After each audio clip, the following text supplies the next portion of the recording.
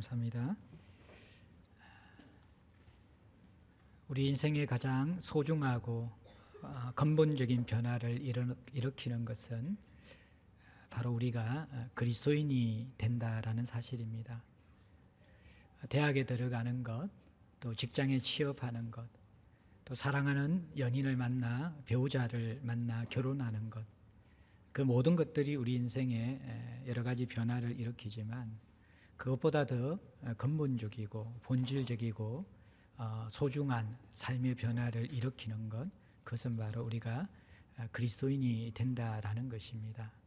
그것은 허망한 죽음의 삶에서 사는 것 같은 의미가 있는 생명의 삶으로 우리가 나아간다라는 것이고, 무의미와 무목적에 갇혀있던 삶에서 하루하루를 감사함과 살아가는 것을 선명하게 느끼며 깨어있는 삶을 살아간다라는 것입니다. 어둠에서 빛으로 바뀌는 삶, 죽음에서 생명으로 바뀌는 삶, 정말 근본적이고 본질적인 변화가 바로 그리스도인이 된다라는 변화입니다. 그리고 또 이 교회가 세워진다라는 것, 이건 역시 이 사회에 미칠 수 있는 가장 강력한 공동체가 세워진다라는 것을 의미합니다. 하나님은 이 세상과 이 시대를 변화시키고 회복하고 구원하는 도구로 삼으신 것이 바로 교회라는 것입니다. 만물을 회복하고 충만케 하는, 주님이 머리가 되셔서 자신의 몸으로 삼으셔서 그 하나님 나라의 생명을 썩어지고 거스리고 폐역한 이 세대 가운데 흘려보내면서 세상을 치유하고 회복하는 유일한 대안이 되는 공동체가 바로 교회입니다. 그리스도인이 된다라는 것은 너무나 엄청난 근본적인 변화이고, 교회가 세워진다는 것은 이 세상의 방향을 바꾸는 하나님의 중요한 대안입니다. 그런데 오늘날 우리는 성도를 바라보면서, 그리스도인들을 바라보면서 이전의 삶과 별로 다르지 않는 그냥 그저 그런 삶을 살아가는 모습을 쉽게 목도하고, 교회를 바라보면서 세상의 변화는커녕 자기의 존재 자체도 변화시키지 못하는 무력함을 가진 교회의 모습에 실망하게 됩니다. 그래서 우리는 초대교회로 돌아가자, 사도행전적 교회를 꿈꾸고 있습니다. 사실 다음 주부터 다룰 사도행전 2장 42절부터 47절까지에 나오는 예루살렘 교회의 모습은 엄청난 생명력과 역동성을 가지고 있는 꿈틀꿈틀거리는 살아있는 교회의 모습입니다. 그런데 우리가 기억해야 될 것들은 이 그리스도인이 그리스도인다워지고 교회가 교회다워지는 데 있어서 전제가 있다라는 것이에요. 그냥 이 초대교회의 모습은 흉내낼 수 있는 것이 아니라는 거예요. 그 삶의 중심과 방향이 변화된 그리스도인의 삶은 우리의 의지로 만들어낼 수 있는 것이 아니라는 것입니다. 오늘날 왜 그리스도인들은 건강성을 잃어가고 있고 교회는 대안이 되지 못하고 무력해져 있습니까? 제가 지지난주에 다뤘던 그 전 본문에서 굉장히 중요한 이야기를 나누었습니다. 그것은 바로 이 오순절 성령 강림 사건을 베드로가 해석해 주면서 이것은 구약의 요엘 선지자가 예언한 것인가 동시에 사실은 너희들이 십자가에 못 박아 죽였던 예수 그리스도의 죽으심과 부활로 나타난 새로운 시대를 여는 예수 그리스도의 구속 사역이다라는 것을 선포했습니다. 그래서 우리가 이 초대교회 그리스도인과 초대교회의 그 생명력 있는 삶을 그리워하고 회복하기 전에 먼저 분명히 거쳐야 될 단계가 있는데, 그것은 바로 예수와 운명적으로 부딪히는 만남이 있어야 되는 거예요. 종교생활이 아니라, 윤리적인 의무를 다하는 것이 아니라 살아계신 하나님인 예수라는 존재에, 그분이 나를 위해 죽으시고 부활하신 구주라는 그분과의 인격적인 부딪힘이 없이는 진정한 그리스도인의 건강함과 교회의 교회됨이 회복되지 않는다라는 거예요.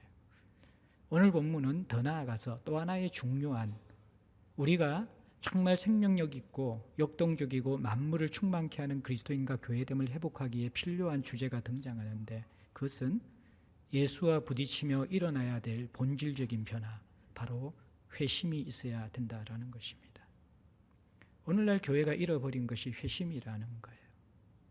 신앙생활을 하지만 전혀 이전의 삶과 다름이 없는, 그리스도인이 된다라는 것은 새로운 피조물이 된다라는 것인데, 부족한 것을 더하거나 보충하거나 변화시키는 것이 아니라 없던 존재, 새로운 피조물이 되는 것, 근본적이고 본질적인 변화를 의미한다라는 것인데, 이것은 진정한 중생과 희심이 없이는 일어날 수 없는 일들이거든요. 그런데 오늘날 이 교회가 잃어버린 것이 중생과 회심의 역사들이 잃어가고 있다라는 것입니다. 교회 사역의 핵심은 그 무엇보다도 사람들을 회심시키는 데 있습니다. 예수 그리스도를 만나도록 하는 데 있고 하나님께 그들의 인생을 돌이키게 하는 데 있는 것이죠. 이것이 없는 가운데 진정한 그리스도인됨과 교회됨은 회복될 수 없음을 우리는 기억해야만 합니다. 그래서 오늘 우리가 이 본문을 통하여서 우리가 그렇게 본받고 싶고 또 많은 건강한 열매를 가지고 있었던 초대교회 그리스도인과 예루살렘 공동체, 그 공동체를 이루는 근간이 되는 회심, 그 회심에 대한 부분을 우리가 좀 숙고해야만 될 것 같아요. 우리의 신앙생활에는 또 우리 제자들 교회 안에는 그리고 한국 교회 안에는 회심이 일어나고 있는가, 아니면 회심을 잃어버리고 있는가, 이 부분을 우리가 숙고하며 돌아봐야 될 때가 된 것입니다. 오늘 본문은 이렇게 시작하죠. 그들이 이 말을 듣고 마음에 찔려 베드로와 다른 사도들에게 물어 이르되 형제들아 우리가 어찌할꼬, 그렇게 시작되어집니다. 회심의 배경이 되는 이 영적인 변화, 심령의 변화가 일어나고 있는 모습을 우리에게 보여주는데요. 공동체가, 교회 공동체나 그리스도인이 근본적으로 변화되기 위해서 이 37절에 두 가지 요소가 등장해요. 하나는 뭐냐 그러면 이 성도들이 이 말씀을 들었다라는 거예요. 말씀대로 증거하는 설교자가 있어야 된다라는 거예요. 그런데 이 설교자가 전한 말씀의 내용이 무엇입니까? 베드로가 전한 말씀의 내용은 앞절인 36절에 있는 것이죠. 그런즉 이스라엘 온 집은 확실히 알지니 너희가 십자가에 못 박은 이 예수를 하나님이 주와 그리스도가 되게 하셨느니라. 선명한 복음 전파이죠. 너희들이 예수를 죽인 죄인이라는 거예요. 너희들이 하나님의 아들 예수를 죽게 만든 죄인이라는 것입니다. 그리고 그 예수가 하나님이 보내신 주와 그리스도라는 것입니다. 자신에 대한 인식과 예수에 대한 인식의 근본적인 방향의 전환, 그것이 선명한 복음의 메시지입니다. 복음은 인간을 선한 존재로, 가능성이 있는 존재로 진단하는 것이 아니거든요. 만물보다 심히 거짓되고 부패한 것이 인간이고 자기 스스로 도저히 어찌할 수 없는 존재가, 허물과 죄로 죽어있는 허망한 삶을 살아가는 존재가 인간이고, 결국 이 인간은 하나님을 반역하고 하나님의 아들을 십자가에 못 박아 죽게 한 존재라는 것들. 그런데 선명한 복음은 이것이 교리가 아니라 바로 그 죄인이 나이다라는 것, 그 죄인이 나 자신이라는 것을 깨닫도록 만드는 것이에요. 그리고 이러한 나를 구원하실 분이 바로 십자가에 못 박혀 돌아가신 우리 주 예수 그리스도밖에 없다라는. 예수 그리스도는 우리에게 인생의 좋은 교훈을 가르치기 위해서 오신 스승종도, 삶의 본이 되는 분, 우리를 지극히 끔찍히 사랑하시는 사랑을 베풀어 주신 분, 그 정도의 어떠한 개념이 아니라 그분이 아니면 나는 살아갈 수 없는, 나의 죽음의 상태를 건져낼 수 있는 유일한 생명의 구원자가 예수님이다. 내 인생의 이 절망과 내 인생의 한계를 다른 그 어떤 것도 구원해 줄 수 없고 오직 예수만이 내 구원자가 되신다. 그리고 예수만이 나의 주인이 되셔야 내 삶이 바른 궤도로 들어가서 제대로 살아갈 수 있다라는 예수에 대한 바른 인식과 자각이 들어오는 것. 이것이 바로 복음입니다. 그것이 선명한 복음이라는 거예요. 여러분들이 신앙생활을 오랫동안 하셨지만 가장 근본적인 이 문제, 예수와 부딪히면서 일어나는 문제가 이거거든요. 나는 죄인이고 나의 구원자와 주인은 예수 그리스도다. 이게 여러분들 교리가 아닌 그 존재가 선명하게 느껴져야 되는 것이죠. 그래서 이 선명한 복음이 전거되어지면서 설교자의 복음 메시지에 이제 청중들이 전 존재로 인격적으로 반응하는 것, 이것이 연결되어질 때 회심의 배경, 회심의 물꼬가 되어지는 것입니다. 베드로의 메시지를 들은 이 유대인들, 디아스포라 유대인들이 이렇게 묻습니다. 베드로와 다른 사도들에게 물으되 형제들아 그렇게 이야기합니다. 이 말은 뭐냐 그러면 베드로의 메시지를 진정한 형제로 생각하며 자신들을 사랑하면서 던진 진심의 메시지라는 것을 그들이 받아들이는 것입니다. 그리고 우리도 당신의 메시지를 형제들의 메시지로 신뢰하면서 그것을 받아들이겠다라는 것입니다. 메신저에 대한 신뢰가 포함되어져 있는 것이죠. 메신저 자신이 아니라 메신저가 전하는 그 메시지에 대한 신뢰가 포함되어져 있는 것이죠. 그러면서 우리가 어찌할꼬 라고 그렇게 고백하고 있는 것을 볼 수 있습니다. 어찌할꼬 라고 이야기가 왜 일어납니까? 바로 마음이 찔렸기 때문에 30시대 마음에 찔려 우리가 어찌할꼬 그런 역사가 일어납니다. 마음에 찔려라는 이 단어가요, 찔린다라는 단어가 헬라어 문법적으로는 신적 수동태입니다. 하나님께서 강한 감동을 주셔가지고 그들의 마음에 죄를 깨닫게 하는, 그리고 하나님에 대한 두려움을 불러일으키는 강력한 영혼의 이 변화들을 하나님께서 주셨다라는 거예요. 흔들림들을 주셨다는 거예요.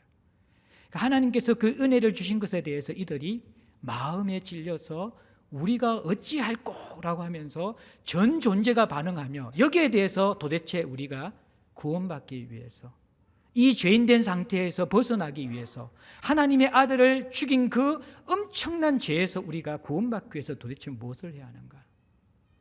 유대인들의 사고 속에서 하나님은 두려운 분인데 그 하나님의 아들을 십자가에 못 박아 죽인 장본인이 자신들이라는 것을 깨닫는 것은 너무나 충격적인 것이거든요.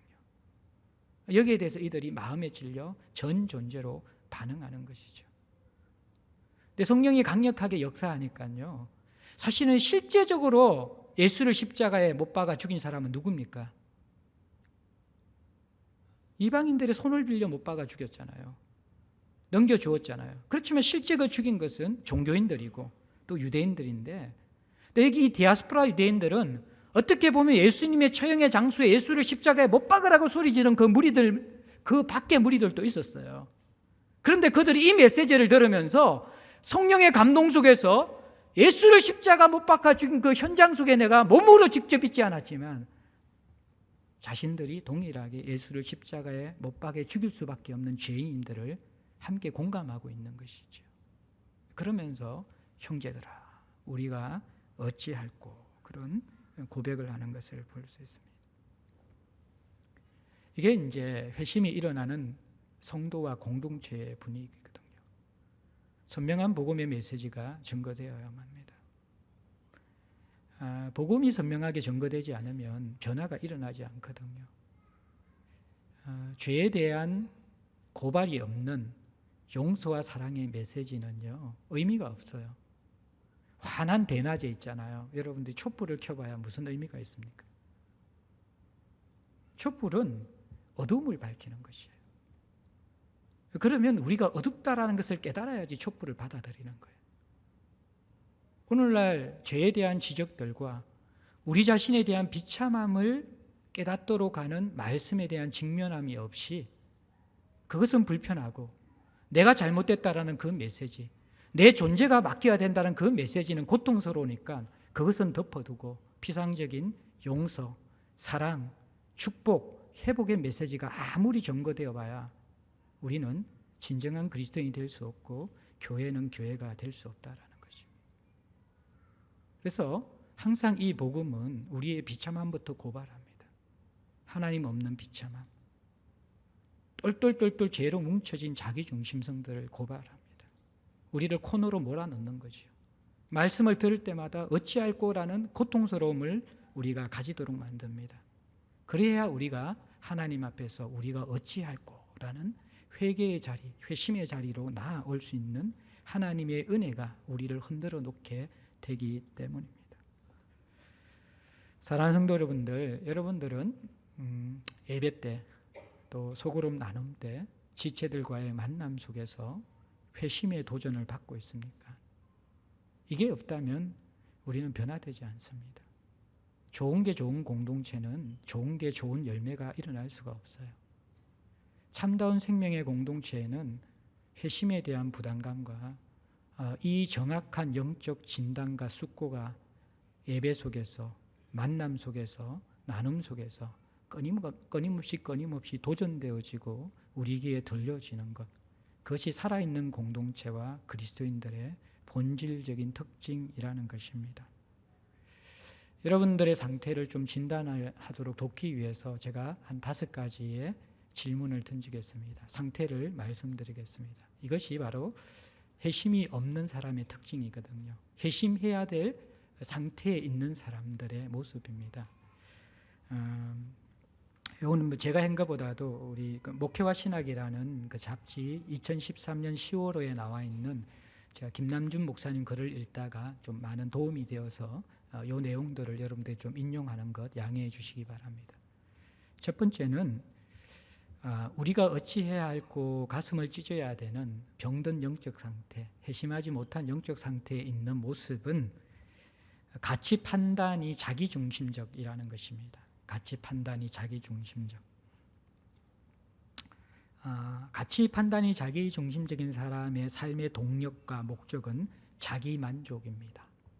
자기만족을 위해서 살아갑니다.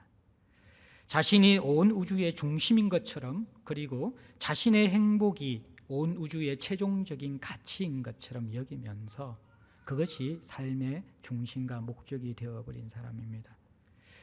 더 쉽게 또 이야기하면 이 사람들은 세상적인 가치 판단, 그 가치 중심을 가지고 있기 때문에 쉽게 세상과 타협합니다. 더 정확하게 말하면 세상과 타협하기보다는 세상과 본성이 맞기 때문에 저절로 세상을 따라 살아갑니다. 거듭나지 않았고 회심하지 않았기 때문인 것이죠. 가치 판단이 자기중심적인 사람들은 영혼의 취향이 신령한 것을 좋아하지 않습니다. 두 번째죠. 신령한 것에 관심이 없고 좋아하지 않는다라는 것입니다. 무엇을 먹고 무엇을 입고 무엇을 마실까 굉장히 관심이 많이 있습니다. 연봉이 얼마고 차를 무엇을 타고 휴대폰을 뭘 가지고 그런 것들 관심이 많습니다. 그런데 영적 세계 그리고 삶의 본질에 대해서는 고민하지 않으려고 합니다. 한 주간 말씀을 보지 않아도 전혀 기가람이 없습니다. 그런데 SNS나 늘 중독된 듯한 스포츠나 아니면 가십거리의 기사들을 보지 않으면 10분도 견디지 못하는 그러한 중독성을 가지고 있습니다. 기도는 정말 어려울 때, 코너에 몰렸을 때 하는 것이지 하나님과의 친밀한 일상적인 교제로서의 기도는 삶 가운데 경험도 없고 상상도 하지 못하는 자신과 거리가 먼 영적 세계인 것이죠. 그러니까 신령한 것에 대한 관심이 없습니다. 세 번째는 하나님의 마음이 없다라고 이야기합니다. 하나님을 향한 마음, 또 하나님의 마음이 그 속에 없는 것인데 이 하나님을 거스리고 죄를 지으면서도 고통스러움이 별로 없습니다. 안타까움이 없고 돌이킴이 별로 없고 또 하나님을 추구하고 하나님을 누리면서 느끼는 즐거움과 갈망들 역시 그 속에 계속해서 자라가지 않는 가운데 있습니다. 그래서 간절하고 진지한 기도를 그리워하고 애통하며 그 마음이 하나님 앞에 사로잡히는 하나님 앞에 영적 파상과 영적인 그 온전한 정복을 구하는 그러한 하나님께 속하고 싶은 그 마음들, 그러한 갈망들이 우리 속에 없는 것들을 볼 수가 있습니다. 그리고 네 번째 굉장히 중요한 본질 중에 하나는 의지가 하나님 앞에 굴복하지 않습니다. 하나님을 향하여 의지를 굴복시키지 않습니다. 여러분들 이 영적인 의지라는 것은 영혼의 상태가 거듭나서 하나님께 돌이킨 사람만이 할 수 있는 것이거든요. 그래서 여러분들 이 순종이라는 것들 이거 굉장히 힘든 게 되는 것이죠. 왜냐 그러면 본성이 하나님과 거슬러 있는데 하나님의 뜻에 순종한다라는 것은 이것은 거의 불가능에 가까울 정도로 되지 않는 것입니다. 이분들은 하나님의 뜻에 대해서 별 관심도 없고 하나님의 뜻을 잘 모르기도 하고 설령 간혹 하나님의 뜻을 깨닫게 되더라도 그 뜻에 순종할 만한 능력은 없는 사람들이죠. 알지만 순종할 능력이 없습니다. 그 의지는 항상 하나님을 거스리고 밀어내는데 모든 에너지가 사용되고 있기 때문입니다. 그리고 다섯 번째는 무신론적인 삶입니다. 교리적인 무신론이 아니라 실천론적인 무신론적 삶이죠. 겉모습은 교회에 출석도 하고 봉사도 하고 교제도 하고 있었지만 그러나 실제적으로의 은밀한 곳에서 보이지 않는 곳에서 또 일상 가운데서는 하나님이 없는 것처럼 자연스럽게 살아가고 있는 실천적인 무신론적 삶을 살아가는 것이죠. 가치 판단이 자기 중심적이고 그 다음에 신령한 것을 좋아하지 않고 하나님을 향한 갈망이 없고 의지가 주님 앞에 굴복될 수 없고 삶의 실천적인 무신론적인 삶을 살아가는 것들. 이게 이제 회심이 없는 종교 생활을 하는 사람들의 특징이라는 것입니다. 그러니까 이러한 것들을 통해서 우리가 우리의 영혼에 대한 진단들을 깊이 하면서 우리가 어찌할꼬라는 깨어있는 영적 상태를 유지하는 것, 이것은 너무나 중요하며 또 우리가 잊지 말아야 될 신앙의 본질임을 다시 일깨워야 합니다. 저는 우리 공동체를 바라보면서 마음이 영혼이 주님 앞에서 늘 실험하며 아파하는 사람들, 그 사람들을 긍휼의 눈빛으로 봅니다. 그러면서 살아있구나 그렇게 느껴집니다. 때로는 제가 실험하며 설교하고 나서는 그 말씀을 잃어버리고 저도 그 말씀을 붙잡지 못하고 살아갈 때가 있는데 그 다음 주에 만나서 그 지체와 나눔을 하다 보면 한 주간 동안 말씀 때문에 힘들었다라는 거예요. 마음이 너무 눌렸고 고통스러웠고 하나님 앞에서 정말 진액이 빠져나가는 것 같은 참 어려움을 느꼈다라는 거예요. 그리스도인으로 살아가는 것이 이렇게 힘든 것인가 계속해서 고민하고 있다라는 거예요. 그런 말을 들을 때마다 감사함과 두려움이 함께 있는 것이죠. 회심하는 성도가 된다라는 것은 신앙생활을 오래 했다라고 되는 것이 아니라 하나님 앞에 깨어있고 살아있는 영적인 건강성을 유지하는 사람들만이 할 수 있는 것입니다. 초대교회에 바로 이러한 영혼의 변화의 흐름들이 먼저 시작되었거든요. 그러면 이 말씀을 듣고 자신의 상태가 진단되어 감겼던 눈이 열려져서 자신의 비참함을 깨닫고 우리가 어찌할꼬라고 탄식하는 자들을 향하여서 이제 베드로는 구원의 길을 제시합니다. 그것이 38절에 나오는 것이죠. 베드로는 이들에게 사실 이게 40절 말씀이 핵심 말씀이고 이 패역한 세대에서 구원을 받아야 되는데 이 구원의 길로 초대하면서 이들에게 어찌할꼬라는 이들에게 메시지를 전거해 주는데 그 메시지가 네 가지 내용이 있거든요. 38절. 우리 한글 성경에는 이게 섞여 있는데 첫 번째는 회개하고 두 번째는 세례를 받고 세 번째는 제사함을 받고 네 번째는 성령의 선물을 받는 것입니다. 이 네 가지가 나와요. 그런데 이것을 조금 더 구분하면요. 첫 번째 두 가지는 하나님의 은혜가 우리에게 부어질 때 우리가 하나님 앞에 협력하여 반응해야 될 요소들입니다. 그게 뭡니까? 회개하고 세례를 받는 것입니다. 그렇게 되면 이 회개하고 세례를 받은 성도들에게 하나님께서 변화시켜 주시는 실체의 열매가 있는데 그게 무엇이 드러나냐 그러면 제사함을 받고 성령을 받는다라는 거예요. 이게 이렇게 구분되어져 있는 것입니다. 죄의 비참함을 깨닫고 우리가 돌이키기를 원할 때 이게 회심이 시작되는 거거든요. 그러면 회심에는 뭐가 있냐 그러면요. 회개와 세례가 있고요. 그 결과로서 제사함과 성령을 선물로 받는 것이 일어난다라는 것입니다. 여러분들 그 회심이라는 것은 여기에는 회개라고 표현되어져 있는데 회심에는 회심의 의미 정의는 뭐냐 그러면 하나님께로 돌이킨다라는 것이거든요. 죄의 본질은 뭐냐 그러면요 하나님께로 돌이키지 않는 삶이거든요. 내가 중심이 되어 살아가는, 내가 주인이 되어 살아가는 삶이거든요. 그러니까 이게 죄의 본질이죠. 이게 신이라는 것이, 죄라는 것이 SIN인데 그 SIN의 철자의 중심에 I가 있잖아요. I-centeredness, 내가 중심이 되어 살아가는 것이 죄의 본질이거든요. 회개는 뭐냐 그러면 내가 중심이 되어 살아가는 삶에서 하나님이 중심이 되는 삶으로 돌이키는 것. 이게 회개의 굉장히 이 회심의 중요한 의미인데, 이 회심 안에서는 하나님께로 돌이킨다는 회심 안에는 조금 더 구분하면 두 가지 요소가 있어요. 회개와 믿음이라는 요소가 있더라. 회개와 믿음. 회개는 뭐냐 그러면요 죄인이 자신의 죄의 비참함을 깨닫고 죄로부터 돌이키고자 하는 전인격적인 의지를 의미하는 것입니다. 죄로부터 돌이키고자 하는 것. 이것은 지적이고 정서적이고 의지적인 요소가 포함되어 있거든요. 지적으로는 내가 비참한 죄인이라는 것들, 정서적으로는 이 비참한 죄의 삶에 대해서 슬퍼하고 애통해하고 미워하는 것들, 의지적으로는 이것을 끊어내고 이 죄의 순환고리에서 벗어나서 새로운 삶을 살고자 하는 갈망, 이 이지적이고 지적이고 정서적이고 의지적인 모든 요소를 포함하여서 죄인이 죄에서 돌아서는 것을 회개라고 이야기합니다. 그럼 믿음은 뭐냐 그러면 믿음은 이러한 죄에서 돌이키는 우리들을 구원해 주시는 예수 그리스도, 그 예수 그리스도의 구원을 믿고 전적으로 받아들이는 예수 그리스도에 대한 신뢰, 이것이 바로 믿음이라는 것입니다.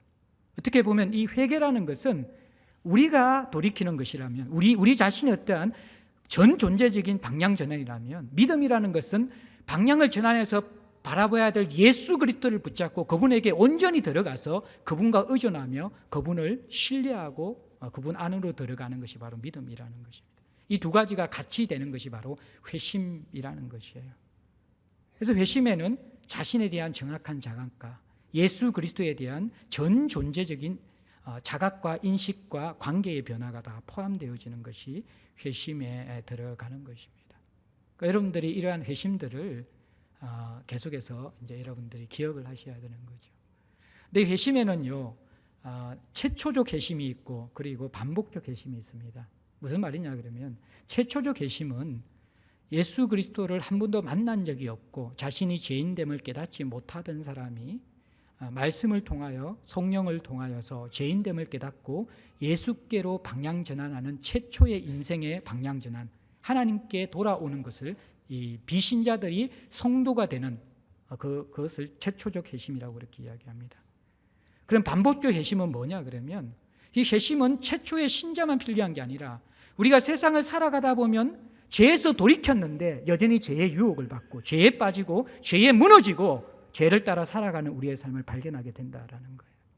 예수가 내 인생의 주인이 되어지고 구주가 되어야 되는데 살아가다 보면 또 내가 주인이 되어지고 내 욕심에 따라 살아가고 내가 삶을 지배한다라는 거예요. 이것을 하나님의 은혜 속에서 깨닫게 되어질 때 다시 비참한 죄인됨을 내가 받아들이고 하나님 앞에 돌이키고 이제 더 이상 내가 내 인생의 주인이 되지 않고 예수님 내 인생의 주인이 되어주십시오. 그분 앞에 붙잡고 내 자신을 돌이키는 것, 이것이 반복적으로 되어져야 된다는 거예요. 우리가 약하기 때문에 그 반복적인 회심이 지속되어져야 되는 것이죠. 그래서 여러분들 교회는 이 두 가지가 돼야 되는 거예요. 중생과 회심. 비그리스도인들은 선명한 복음을 깨닫고 중생해야 되고, 그리스도인들은 날마다 하나님 앞에 자신의 영적 상태들을 심각하게 숙지하고 고민하면서 내 영적 건강 상태를 돌이켜보면서 이 하나님 앞에 돌아오는 역사들, 그리스도를 붙잡는 그 역사들, 그 회심의 역사들이 끊임없이 일어나야 된다라는 거예요. 그리고 이 회심은 오늘 본문에 보면 베드로가 세례를 받음으로 공개적으로 표현하라 그렇게 이야기합니다. 세례 받는다라는 것은 여러분들 구약에서는 이게 할례의 개념이었잖아요. 할례는 남자의 생식기의 표피를 잘라내는 것이 포경수술이죠.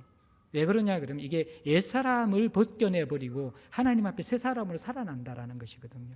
신약의 세례는 물에 들어갔다가 다시 올라오는 것인데, 물에 잠길 때 내가 옛사람, 하나님을 거스리는 부패한 성품의 옛사람들, 죄의 종노릇하는 그 옛사람에게서 완전히 이 십자가에서 우리의 정과 육을 십자가에 못 박고 죽임을 당하고, 그 다음에 다시 세례받으면서 일었을 때에는 부활의 생명, 예수와 연합한 생명, 믿음의 생명으로 살아나서 성령을 통하여서 살아가는 삶을, 하나님을 향하여서 살아가는 삶을 결단하는 것, 그것이 바로 세례의 의미인 것이죠. 이것을 공개적으로 받아라, 그렇게 이야기하고 있는 것입니다. 신앙의 완성은 개인적인 결단과 공동체적인 헌신으로 그렇게 같이 나아가는 것이 맞는 거예요. 우리가 그리스도인이 된다는 것은 은밀하게 하는 것이 아니라 하나님과 사람들 앞에 공표하는 것이고, 그 삶을 우리가 포기하지 않고 살아가겠다는 것을 선언하는 것을 의미하는 것입니다. 또 오늘날 교회가 잃어버린 것이 회심도 하지 않고 세례의 근본적인 개념도 잃어버리고 있다는 것입니다. 하나님 앞에 진정한 돌이킴, 자신에 대한 자각, 예수에 대한 이 진정한 이 깨달음들이 계속해서 흐려져 가고 있는 것이죠. 신앙생활도 무엇입니까?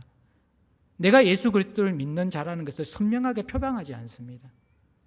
그리고 그 가치를 가진 공동체에 소속되어서 서로가 서로를 일깨우면서 정말 이 삶을 살아가고자 하는 온전한 헌신과 다짐들이 점점 허약해 가고 있다는 거예요. 세상에서만 내가 예수 그리스도에 속해 있는 것을 나타내지 않을 뿐만 아니라 교회 안에서도 적당한 수준에서 예수 믿는 것을 타협하려고 하는 것이죠. 세례받는다는 것은 우리가 새로운 가치를 가진, 새 생명을 가진 그 공동체에서 모든 것을 헌신하여서 정말 이 새로운 삶을 결단하고 함께 살아가며 하나님의 뜻을 이루어 가겠다라는 진정한 거듭남의 표시가 바로 세례받음이라는 거예요. 세례는 뭡니까? 그냥 죄에서 구원받는 것에서 끝나는 것이 아니라 만물을 충만케 하는 하나님의 부르심에 동참하여서 내가 정말 새 사람, 새로운 공동체의 새로운 대안을 위한 하나님의 사람으로 살아가겠다라는 그 헌신과 결단들이 보이는 세례로 드러나게 되는 것입니다. 선명한 결단을 해라는 것입니다. 오늘날 성도와 교회가 잃어버리고 있는 것이 선명한 회심이 없고 선명한 헌신이 없기 때문에 물에 물 탄 듯 죽에 죽 탄 듯 그냥 이렇게 흘러떠내려가는 신앙생활로 계속 지속되기 때문에 아무런 변화가 일어나지 않는 무력함과 오히려 세상이 교회를 걱정하는 수준까지 전락하는 어처구니 없는 상황에 떨어져 있는 것들 우리가 보게 되는 것이죠. 베드로는 정확하게 진단합니다. 너희들이 새로운 삶을 살고 싶으냐? 죄인된 삶에서 구원받고 싶으냐? 정말 너희들이 하나님 나라를 위한 삶들을 새롭게 살고 싶으냐? 결단하라는 것입니다. 회개하고 세례를 받아라는 것입니다. 회심하라는 것입니다. 공적으로 선언하라는 것입니다. 삶의 방향을 그곳에 던지고 함께 가라라는 것입니다. 너희들이 그렇게 되게 될 때 하나님이 주시는 것이 제사함이라는 거예요. 그리고 성령을 선물로 주신다는 거예요. 제사함은 무엇입니까? 우리가 죄를 지었기 때문에 지옥 형벌로 완전히 영원한 멸망을 받을 수밖에 없는 존재인데 그 죄의 대가가 예수의 십자가의 죽음으로 지불되었기 때문에 우리가 더 지불해야 될 죄의 대가가 없다라는 것을 선언하는 것입니다.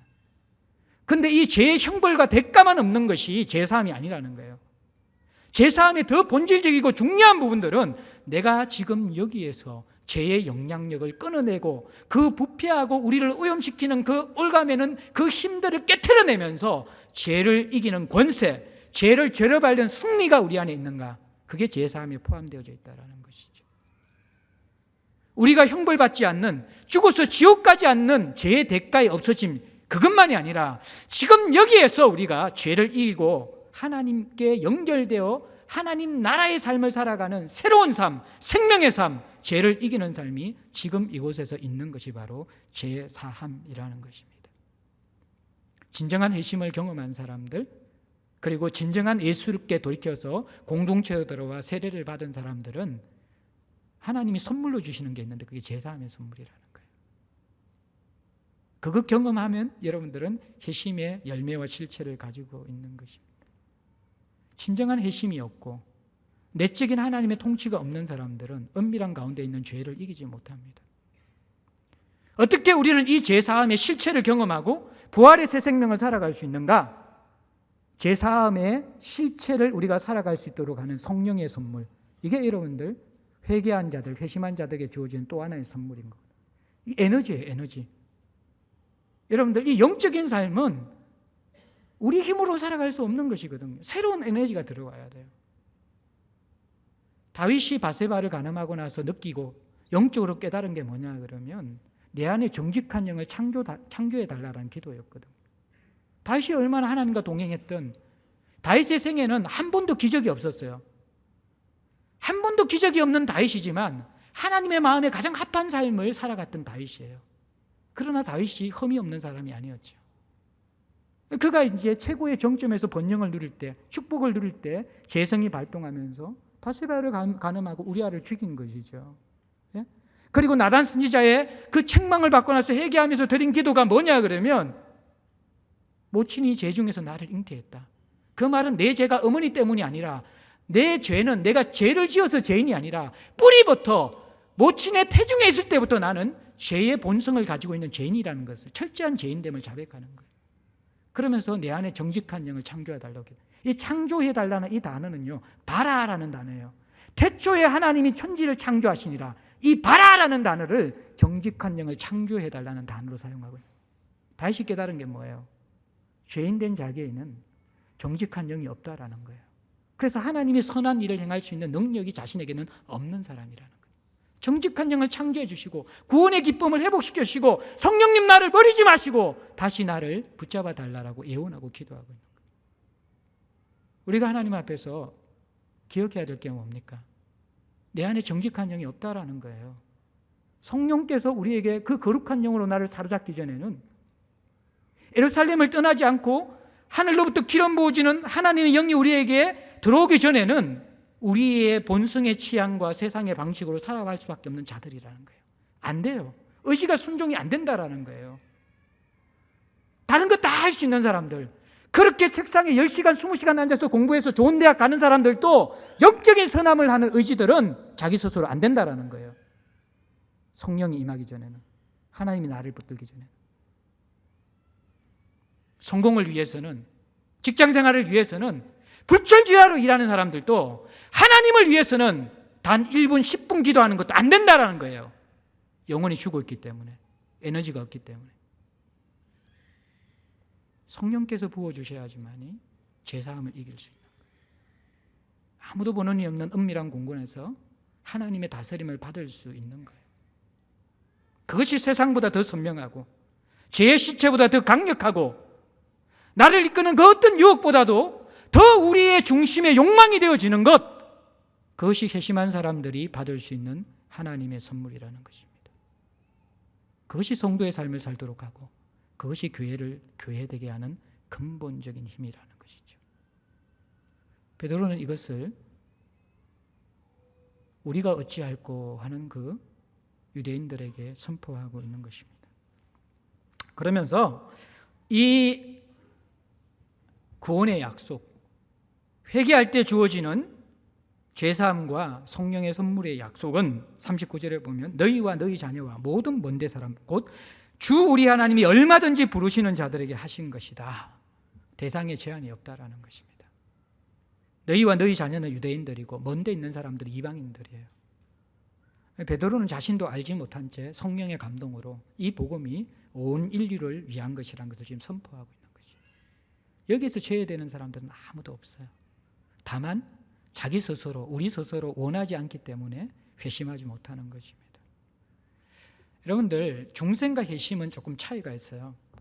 알미니안주의와 칼빈주의는 그 순서도 이렇게 조금 다르게 이야기하거든요. 칼빈주의는 중생을 해야 회심을 할 수 있다고 이야기하고, 알미니안주의는 회심이 문제고 중생이 따라온다, 그렇게 이야기합니다. 근데 이 순서의 차이는 사실은 이것이 너무 신비로운 것이고 그것을 정확하게 진단할 필요가 없어요. 어쨌든 이 중생과 회심은 이 상호 협력 관계 속에서 같이 이렇게 일어나는 것입니다. 그런데 중요한 것은 중생은 철저히 하나님이 독자적으로 혼자서 행하는 것이고요, 회심은 하나님의 은혜에 대한 우리 인간의 인격적인 반응을 요구하고 있다는 것입니다. 성경에 보면 회개하라, 회개하라. 우리가 아무것도 할 일이 없으면 성경에서 왜 회개라고 이야기합니까? 참 여러분들, 켈빈이나 이 개혁주의자들이 재밌는 말을 하는데, 하나님은 돌이키고자 하는 자들에게 돌이킴을 주시고 믿으려고 하는 자들에게 믿음을 주신다, 그런 말을 해요. 그게 뭡니까? 이 회심에 해당하는 것이거든. 하나님이 우리의 인생에 찾아오셔서 은혜를 주실 때 하나님께서 하실 수 있는 일은 우리의 마음에 감동을 주시고 우리의 영혼을 흔들어 놓으면서 마음을 찔러 주시고 우리가 어찌할꼬 하는 그 탄식의 역사를 일으키도록 만든다라는 거예요. 그러면 거기에서 우리가 반응해야 될 게 뭐예요? 회개하고 세례를 받는 것은 우리가 협력해야 될 거예요. 물론 그 부분도 전적인 우리의 의지보다 어떤 의미에서는 하나님의 은혜 때문에 우리 같은 완악한 자들이 행할 수 있는 것이긴 하지만 어쨌든 우리가 인격적으로 주님 앞에 반응해야 될 부르심들을 받고 있는 것이에요. 그래서 여러분들, 하나님의 구원은 모든 사람들에게 열려 있지만 그러나 우리가 인격적으로 그것을 웰컴할 때만이 우리는 돌이키고자 하는 자에게 돌이킴이 있고 믿음을 구하는 자에게 믿음이 주어진다라는 이러한 신앙의 실체들을 경험할 수 있는 것이죠. 제가 이 말씀을 복음서를 연구하면서 깨닫게 되었어요. 예수님께서 병든 자들에게 네가 낫고자 하느냐? 네가 무엇을 원하느냐? 무슨 말입니까? 병들었으면 당연히 낫고자 하고 치유받기를 원하죠. 근데 그거 질문하시는 거거든요. 어떤 병자들은 낫기 싫어하는 사람들도 있다라는 거예요. 병은 불편하지만 그 병을 가지고 있기 때문에 내가 받는 수많은 유익들이 있거든요.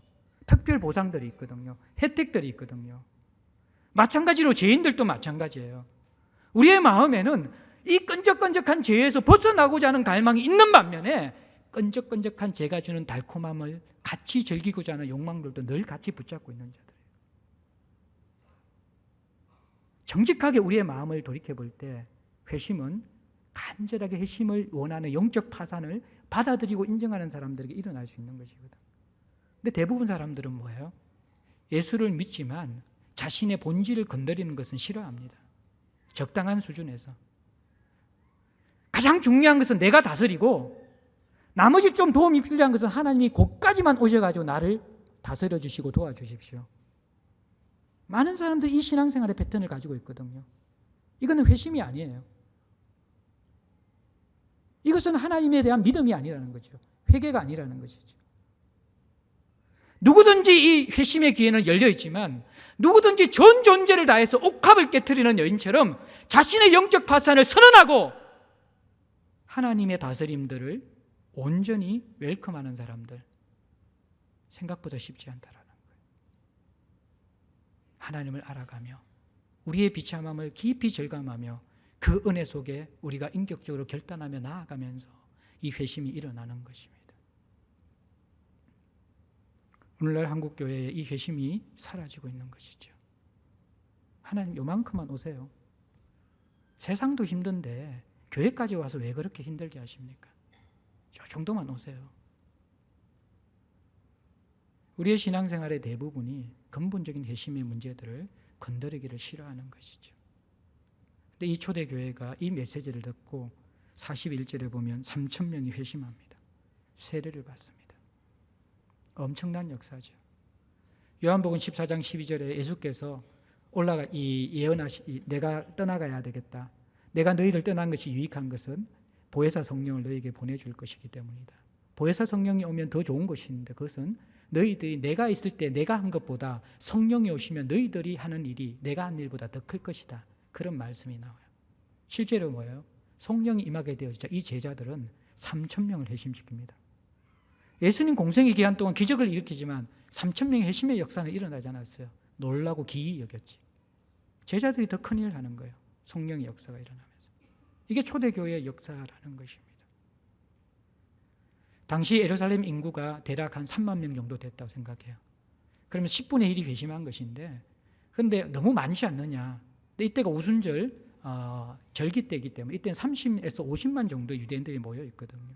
이 3,000명이 회심하는 거 가능한 것이고 12제자가 요단 강가나 실로암 목가에 가서 열심히 세례를 하루 종일 줬을 것 같아요.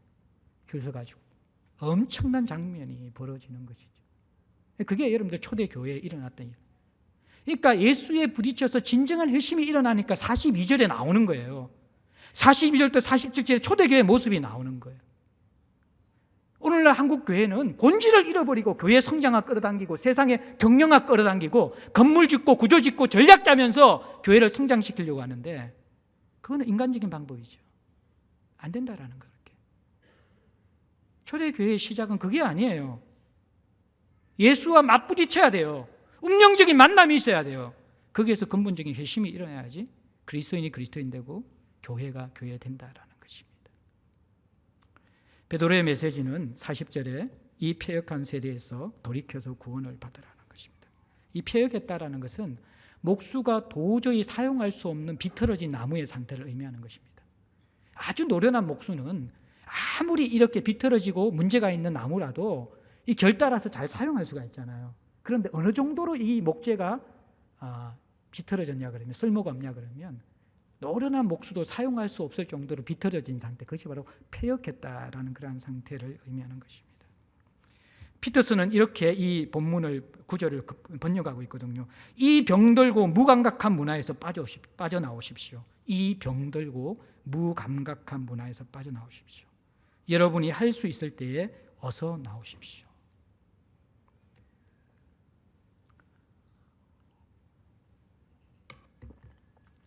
우리가 지금 박근혜 최순실 게이트로 온 세상이 혼란스럽잖아요. 20만 30만 명이 되는 시민들이 거리에 나와야 할 정도로 세상이 썩어져 있습니다. 그 어느 것도 믿지 못하는 패역한 세상을 우리가 보고 있는 것이죠. 패역한 세상을 하나님의 정의와 공의로 다스리기 전에 그 출발점은 우리가 이곳에서 돌이켜 회심하는 것입니다. 그리고 나서 이 세상 속으로 들어가서 이 세상을 개혁하는 것입니다. 세상을 개혁하려면요, 세상의 분리에서부터 출발되어서 다시 들어가야 돼요. 똑같은 모습으로 세상을 개혁할 수 없다라는 것입니다. 이전에 수많은 운동권들이 지금의 정치인들 아닙니까? 근데 그들이 똑같은 자기 욕심과 야망의 모든 그 수단으로 정치를 이용하고 있는 것 아닙니까?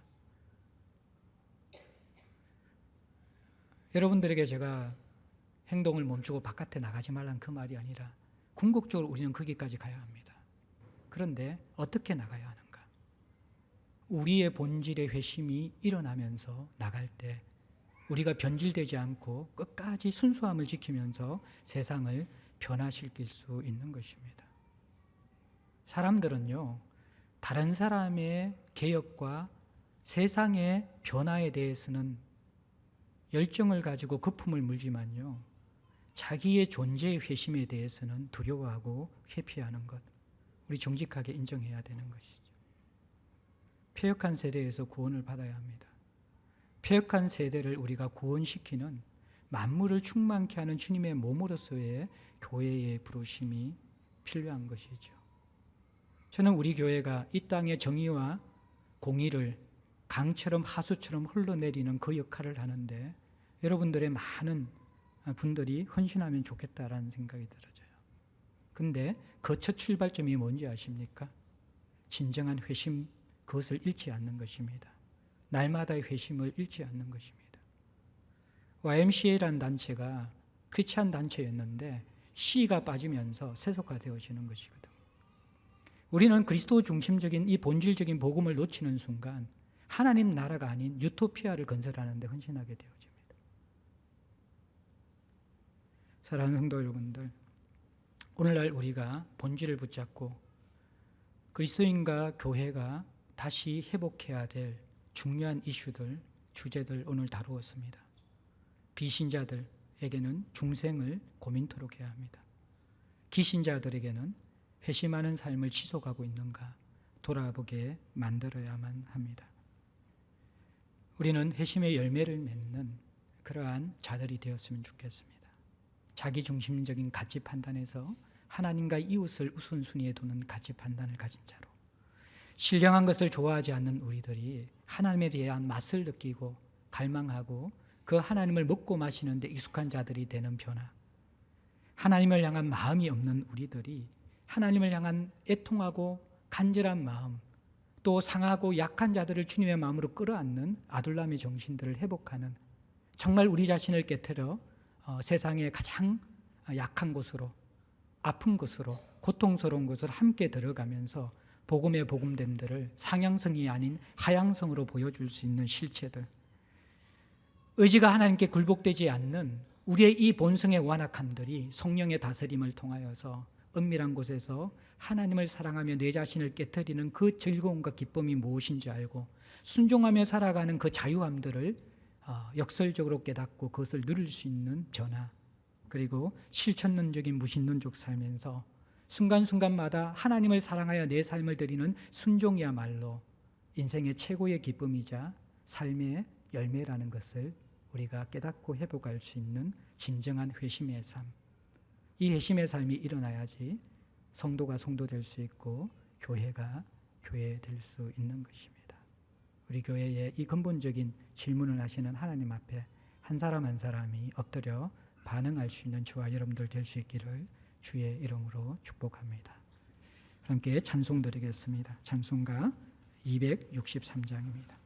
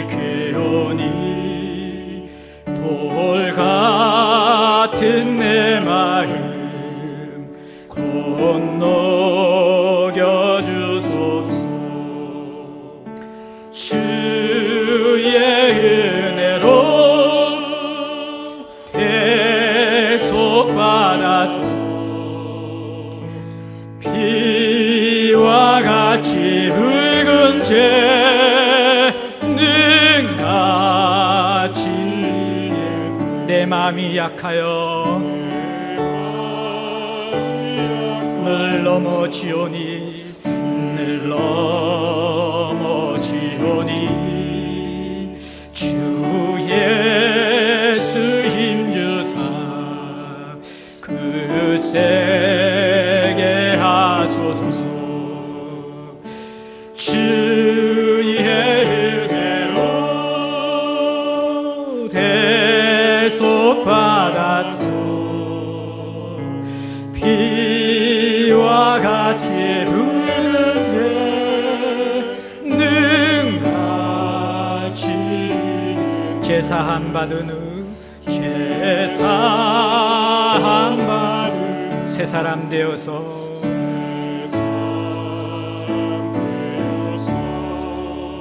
주 앞에 서는 날 늘 찬송하겠네. 주의 은혜로 주의 은혜로 대속받아서 피와 같이 붉은 죄는 같이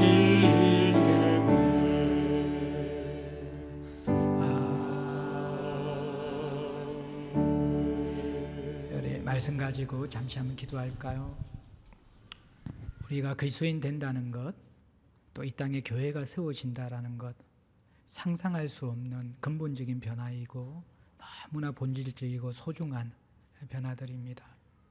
그런데 이 엄청나고 영광스럽고 놀라운 실체들을 우리가 경험하지 못하는 것, 예수와 부딪히지 않는 우리들, 그리고 회심하지 않는 우리들의 모습에서 한번 찾아보아야 할 것 같습니다. 시간 주의 말씀을 좀 들으면서 다른 모든 변화는 갈망하지만 죄인된 내 자신